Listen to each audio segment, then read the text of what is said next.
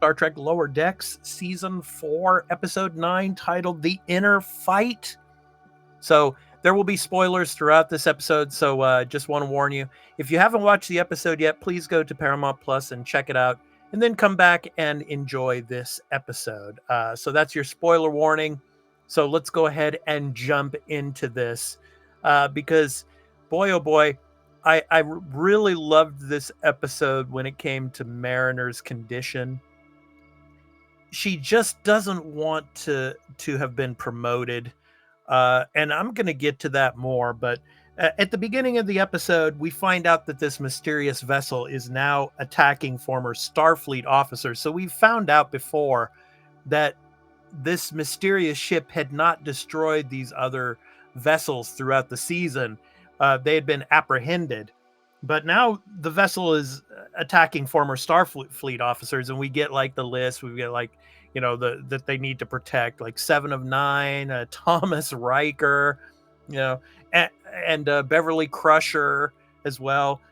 So that was interesting. But one of the characters, Nick Locarno, he was a former cadet, and obviously in Star Trek The Next Generation, he was the team leader that Wesley Crusher was a part of, that they were trying to cover up this accident. And so it seems like he was kicked out of Starfleet Academy for that. And of course, he is voiced by Robert Duncan McNeil, of course, who is Tom Paris in Star Trek Voyager. So anyway, so we get to the scenes with Mariner, and that's what I want to focus on in this episode, because this episode focuses pretty much squarely on Mariner. There were some side parts of the episode that I really enjoyed. T'Lyn, I just love her character.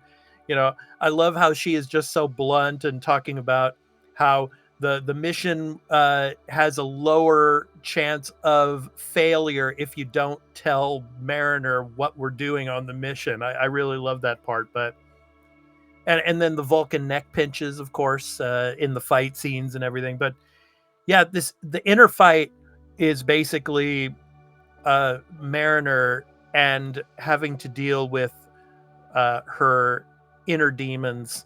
And at the beginning of the episode, obviously, she's basically putting her life on the line, just running out there where all these creatures that have like acid, that could kill her instantly. Basically, she's like just going out there and putting her life on the line. And then the fight with the Klingon later on in the episode, and just how she comes out and talks about her friend Sito, and really talks about the reasoning for why she didn't want to accept that promotion. She talks about they were in Starfleet Academy together, and that her friend Sito had graduated ahead of her in the class and was actually stationed to the Enterprise. And so we get another Enterprise reference in this episode, but talking about how she was on a spy mission and she was killed by Cardassians, and she still hasn't come to grips with that. And it's so interesting how, she spills out her feelings about, she loves Starfleet, but she doesn't want the responsibility of, if she's ever promoted to a position where she has to send people, that could possibly be sending them to their deaths. She doesn't want any part of that. But when she was at the academy, she talks about how her dream was to become a captain. But, she was talking about with her friend Sito that, it was all about, they joined because they wanted to explore. They wanted to, seek out, new worlds and new civilizations and all. But this became like a military type of operation, especially with the Jem'Hadar and everything, and in that time. So I really love that aspect of the episode. But anyway, the Klingon, it's funny. It's he was really direct with her, just like in the previous episodes. The Ferengi friend of Mariner's was pretty direct with her, and he was like, you're having a battle with yourself inside, you know. And but they come and they find the other crew members of the other vessels that were supposedly destroyed, and the Mariner gets there and telling them, "Hey, you know, we have to work together to get through this situation." But then she is beamed away.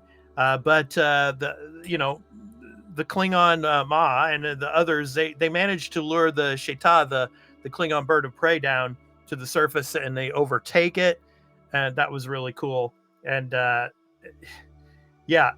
but you see Mariner, she's beamed up to this mysterious vessel, and obviously, who is the pilot of this mysterious vessel? It's Nick Locarno.